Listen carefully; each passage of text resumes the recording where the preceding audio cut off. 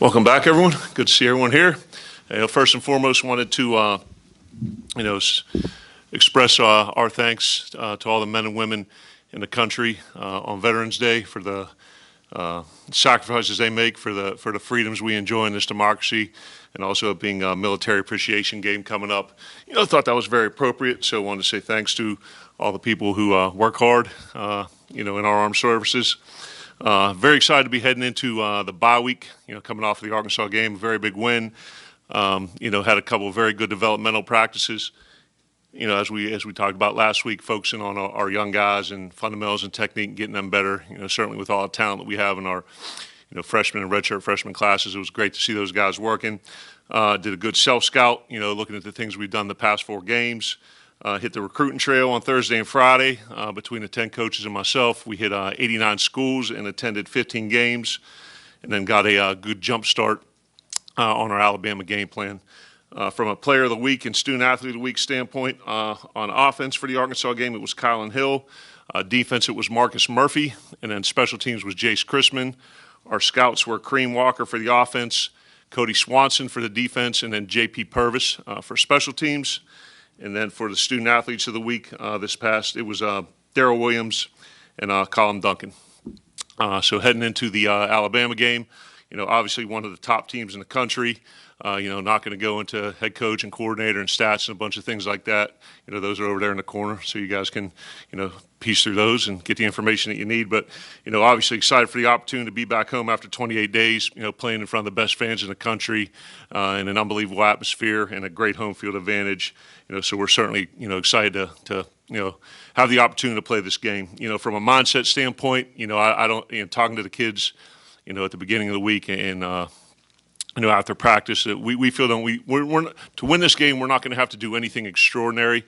We're going to have to do the ordinary extraordinarily well. And, we're going to have a great week of practice. We're going to have to take care of the little things on and off the field. And it's got to be a great week, of the culture that we're working on every single day and the things we, focus on and stress with our kids, being discipline, accountability, work ethic, attention, detail, and selflessness, where you care more about the team than you do about yourself. All those little things are going to matter against a team of this caliber. And, quite frankly, we're going to have to compete our tails off against what's been the standard in this league. And when you talk about making the choice to come to Mississippi State and compete in the SEC, there's no better opportunity in this game, quite frankly. And individually, as a player, you're going to get to go against some of the other best players in the country to see where you stack up. As an offensive, a defense, and a special teams unit, you're going against one of the best or 3 of the best in the country. And then certainly from a program standpoint, this is the team for the greater part of the last decade that everyone's been working to knock off. So certainly very excited. It's going to be an awesome opportunity. Our kids are fired up for practice this week. Coaches are excited to game plan. Like I said, great to get back home after 28 days, and we're excited to tee this thing up, and we're going to play our tails off. So with that, any questions? Start with Joel and then go to Garrett. Obviously, you may be wanting to keep it close to the vest, don't know, but your quarterback situation this week, given how well Tommy played in his last outing, I know Garrett's had some health issues too. Yep. Anything to announce there as far as a starter, or just what your plans may be at quarterback? Yeah, we're listed as an or right now, and the good news is that Garrett's back to being, completely healthy. So we went through practice yesterday. Both the guys got reps. Tommy got most of the ones with the ones and Garrett with the twos. But we're going to continue to progress it through and see how Garrett's kind of coming along. And obviously, I think the Arkansas game was the first one where Tommy was completely healthy for quite a time. So seeing him throw it accurately, create explosive plays, and more than anything, seeing him run the ball was good. So we'll keep practicing them, keep giving them reps during the week, and maybe one, maybe the other, maybe both. So we'll just see how it goes. Joe, in the LSU game, you came out aggressive with some trick plays early and kind of played like you guys had nothing to lose. Is the plan to come out and keep that same aggression early? Yeah, I think so. And I think you talk about what you want the identity of the offensive, defense, and special teams to be. It's where you're the hammer, not the nail. And I think in a game where maybe we're 3 touchdown underdogs at home to one of the top teams in the conference and in the country, I don't think you could go in playing not to lose. I think you have to go into the game trying to win. So whatever we need to do by hook or by crook in all 3 phases, if it's trick plays, if it's not trick plays, if it's doing what we do normally, even better. But we're not, like I said, we're not going to go into this game cautious. We're not going to go into it nervous. We're not going to go in scared. We're going to go in to win the game.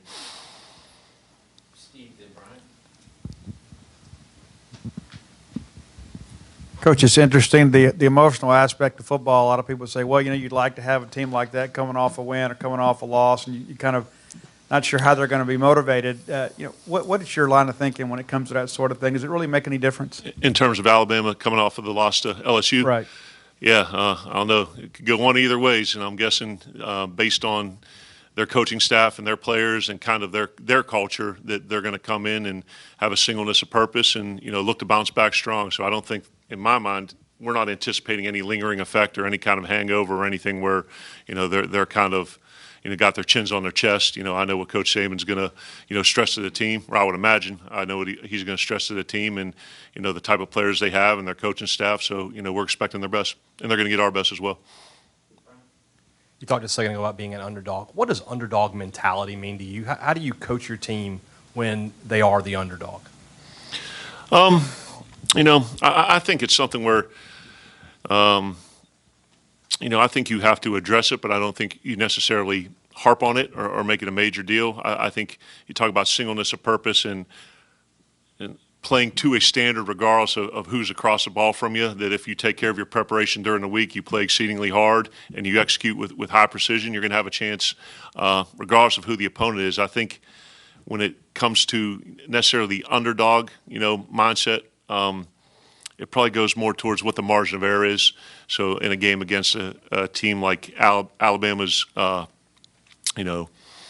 pedigree, there's not going to be many opportunities. Like you look back to the LSU game and you lose a turnover battle 3-1 or 3-0, whatever it was. That's something in a game, against Alabama that you can't do and expect to win it. You've already seen a prolific receiving core in LSU and kind of similar challenge to what Alabama brings. How do those compare, and is there anything you can draw from that sort of experience to what you'll see on Saturday? Yeah, I think they're, you watch the LSU-Alabama game and they put kind of some of the numbers up. I think statistically they're probably pretty even, and they probably even go 4 deep when you include Waddle in there. But, Coach Sarkisian does a great job mixing kind of RPO spread and pro-style concepts. He got one of the top quarterbacks, Heisman candidate in the backfield throwing them the ball. They protect it up very well, and, all 4 guys can stretch the field horizontally, vertically, and make people miss. So I think it will be as tough of a challenge as the LSU game was. Kind of going off of that, watching LSU and Alabama last week, and you guys having already played LSU, and it seemed like the defensive game plan was pretty good. You guys disrupted them, especially in that first half. How similar do you expect the game plan to be, and can you do some similar things against Alabama as to what you did against LSU? Yeah, hopefully we could replicate what we did in the first half against LSU outside of, the one busted coverage there at the tail end following the interception. And then when it goes back to Brian's question about, going into the game as an underdog and what you need to do to win the game or stay in it. Those are the things that you can't do. Being 1 score down against LSU, turning the ball over, and then, cutting a guy loose in coverage to go into the half down, whatever it was, 14 instead of 7.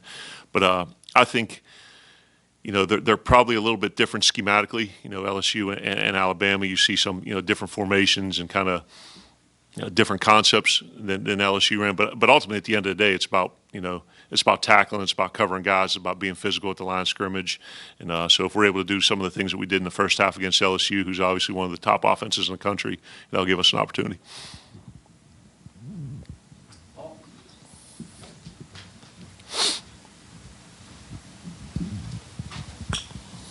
Obviously, the numbers you put up against Arkansas, a lot of people will look at that and end the sentence, well, it was Arkansas. But from a confidence standpoint, how much did that give your guys showing what they can do when things are executing right, and how much can you carry that over into Alabama? Yeah, I think when you kind of look at it, from an eye test and certainly a numbers standpoint, when you look at, SEC-only games from a statistical standpoint offensively, I think we're 7th in the conference right now in scoring offense, where last year we were towards the bottom. And same thing with passing offense and rushing offense. I guess over the last 2 games, 54 and 30. So, that's 42 a game, and, have had some decent outputs against, some other teams in the conference. But I think you can see we're continuing to grow every single week.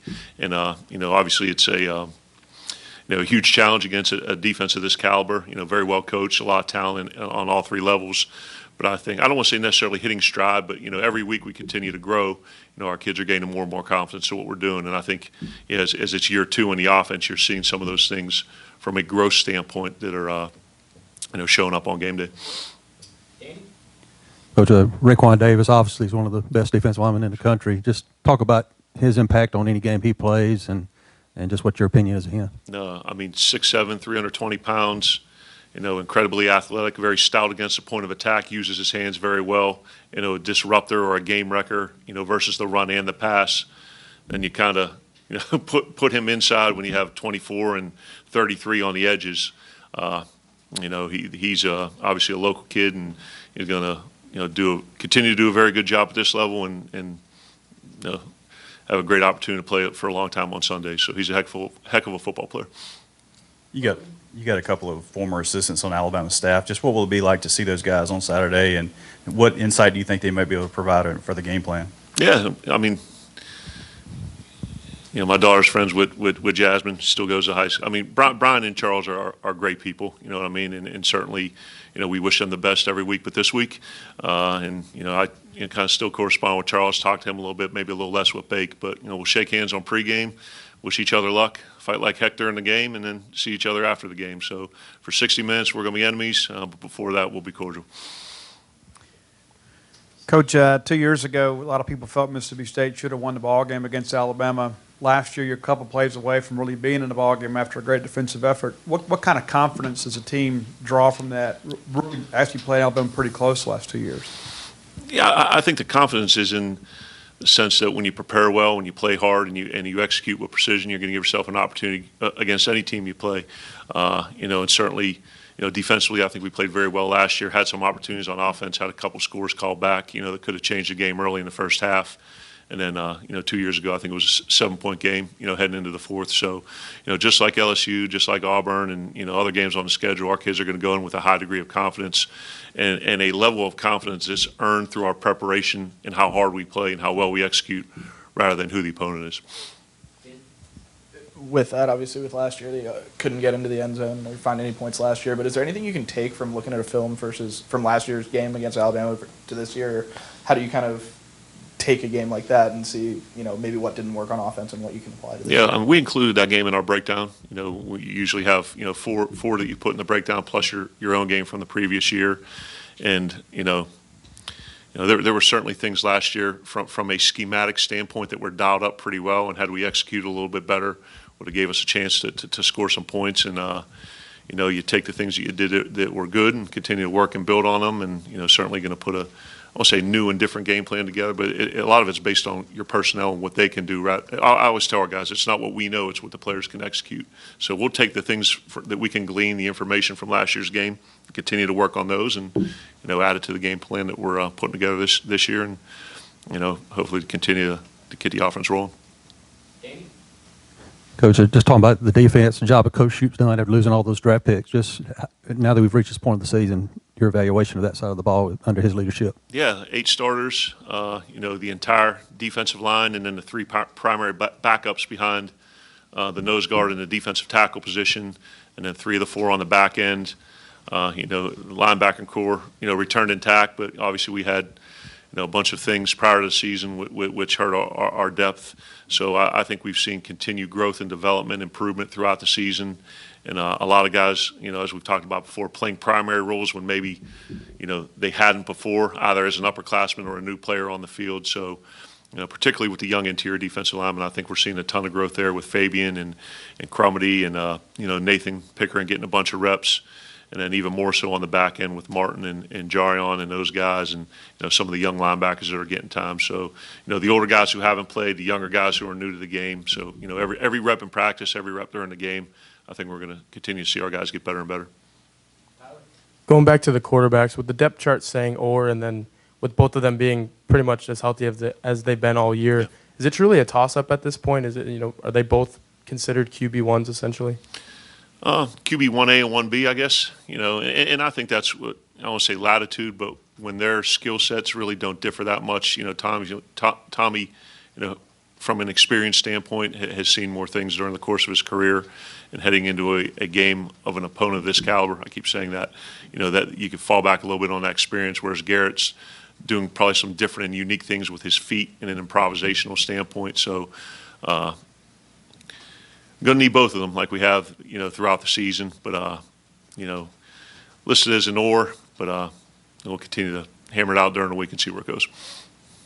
Kind of on the health standpoint a little bit there, but Jarian, of course, was a little banged up at Arkansas a couple weeks ago and stuff, and Stu and some other guys. But any guys that were banged up in the Arkansas game a couple weeks later now, that back full health, or what's kind of their status? Yeah, I think through the bye week we've done a good job. Talked to the guys about rehabbing physically and recharging mentally. And aside from Cam Young, who I think we discussed with the lower body, who'll be out for the year, the rest of the guys who were kind of bumps and bruises and nicked up, and heading into week 9, we're anticipating getting most of those guys back, including Jarion. So from a health standpoint, we're relatively we're better than we were coming out of the game.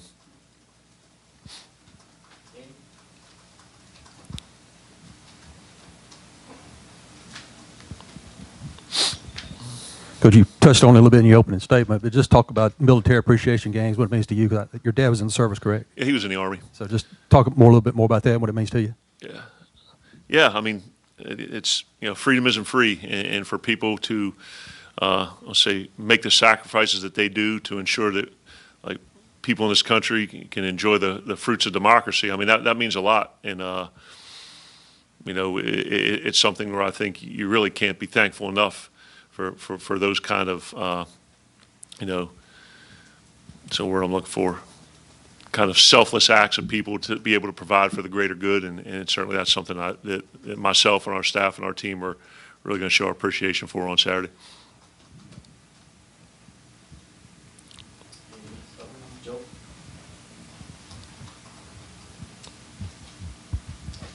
Just how big's Daryl Williams been for you on the offensive line? Just shifting to center this year, and just what's he kind of meant to this offense, and just his leadership and the things that you've seen out of Daryl this year? Yeah, I mean, consummate student athlete. With Dion and Elton graduating, and Daryl, moving into center, kind of being the eyes and ears of the operation, voted team captain. So obviously he has the confidence of his teammates, and does a great job in the classroom. All the things that you want from an offensive lineman: intelligent, tough, disciplined, great work ethic. Someone who can inspire his teammates. I think Daryl combines all those characteristics, and it'll continue to benefit him. Here at Mississippi State, if he gets an opportunity to the next level, which we're all anticipating, and then when football ends, he'll be a great husband, great father, and great businessman as well. Anything else? All right, thank you.